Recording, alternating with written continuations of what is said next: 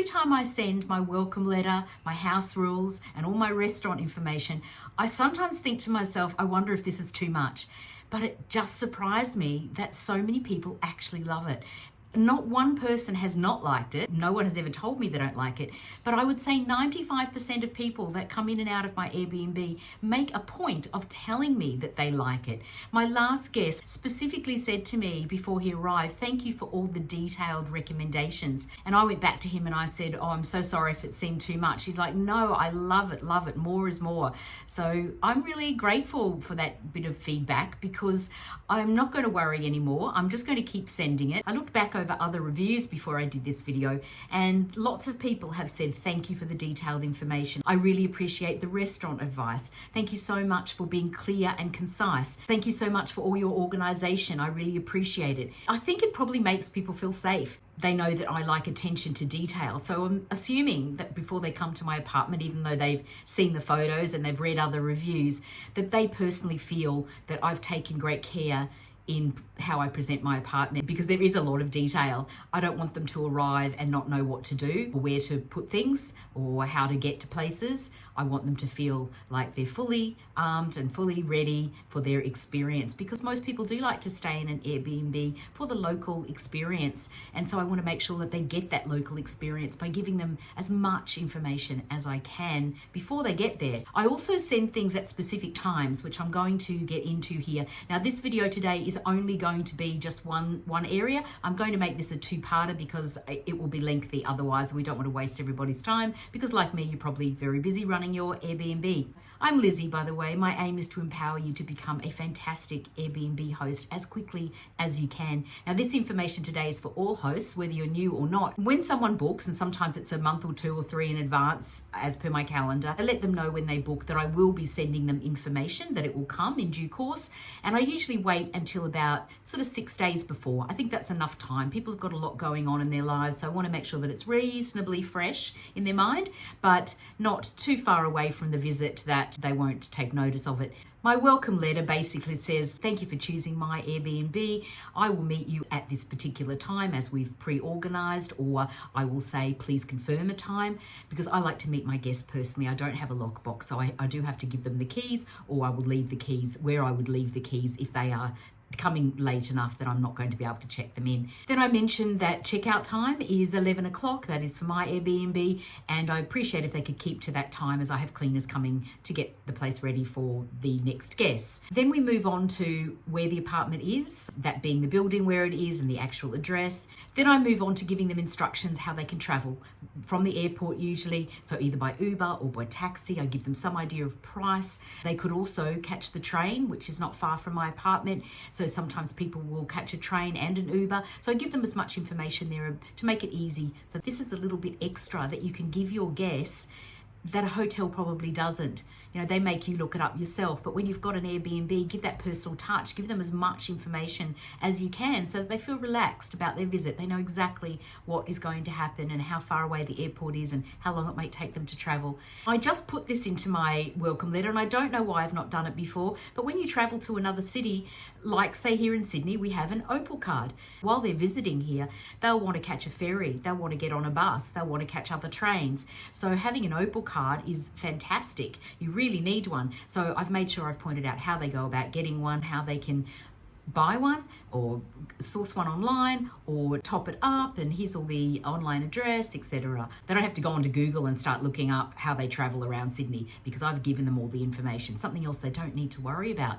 And that's why people appreciate this, I suppose. I would appreciate it. In my building, I don't offer parking. So if they are choosing to have a hire car, I've given them details on the local parking station and what that costs, how far away it is, also what the possibility of street parking is, where they can do that most easily. It is very difficult in my area because it is close to the city, but there are definitely opportunities if you've got some inside information, which I pass on to my guests. Another thing that my guests often ask me, and I'm sure yours do too, is where do I store my luggage if I'm not able to check into the Airbnb earlier, or if I'm checking out and my flight's not for a while, or whatever, wherever they're traveling next, they don't have anywhere to put luggage. In a hotel, they'll store it in a storeroom for you. I don't have anywhere for them to do that. So I've given them what's called the Radical Storage app details. Radical Storage offers a 5-star service for about $8 for a few hours to store your luggage. It's really cheap, it's safe, and the app is really easy to use. So this is what I would advise your guests if you're in a situation like I am, where you don't have somewhere for them to store their luggage. Put it in your welcome letter so people think, oh, now I know what to do with my luggage. Now, the other detail I go into is how to get into my apartment. Even though I check them in myself, sometimes they've got a lot of luggage, there might be 2 of them with all their luggage, so I don't want to get into the lift with them and, impose on their holiday. I do put it into my welcome letter, very detailed instructions how to use the lift, basically, because it's a security swipe. So they have to get into the lift, they have to swipe it, they have to go up in the lift. You know what it's like when you get to the floor of like a hotel situation, you don't know which direction to go. So I've actually pointed out that you turn left, it's the second door on the right. So I'm very specific what I tell them. So if they're there and I'm not there, or if I've given them the key and they've got out of the lift, they know what to do. Obviously, when I do meet them, I do give them this instruction again, so because sometimes they have forgotten. But just in case I'm not there, then they've got the details and they feel, again, they know what they're doing and they're safe and they're not going to get lost. I do also have to point out here that if they do lose any of my security keys, that there is a cost involved because they are very expensive. It can cost between $100 and $150 to get new keys cut, new security swipes.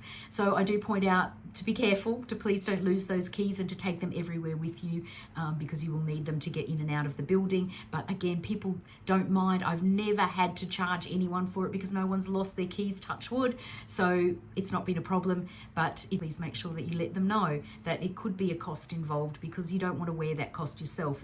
I also mention at this point that when they're checking out to please just leave the keys on the glass table in my apartment, and I just remind them about that when they're checking out. It's good if you've mentioned it a couple of times and then people are aware of what they've got to do. They might seem like minor things, but for me, I would appreciate it, and as I've said, so does everybody else. I do also tell them about the things that they'll be receiving when they arrive at my apartment, just so they know they don't have to go straight out and buy things, that I've left them some wine, some nibbles, some chocolates, that there's plenty of tea, coffee, sugar, milk, all those sorts of things, and a yoga mat. So just in case they want to do a bit of a stretch after their long trip.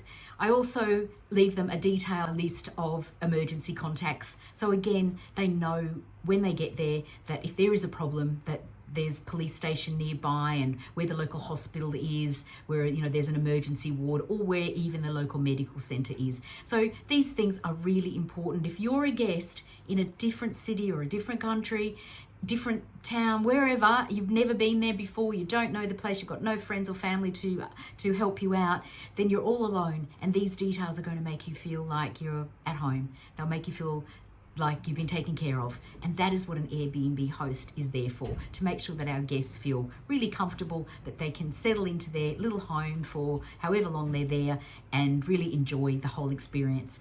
Please subscribe to my channel. This is a new channel. I'd really like to grow it. I know if you're watching that you don't always subscribe, but it is really helpful if you could, because it would really help the channel to grow. Give it the thumbs up if the information is helpful. Let me know what else you put in your welcome letter. I'd be really interested to know if there's something I've forgotten. So if you subscribe, you won't miss the next video, which is going to be all about what I put in my house rules. And again, it is very detailed, and there might be some things in these house rules that you've forgotten, and maybe you can give me some advice back as well. Okay, I'll see you next time.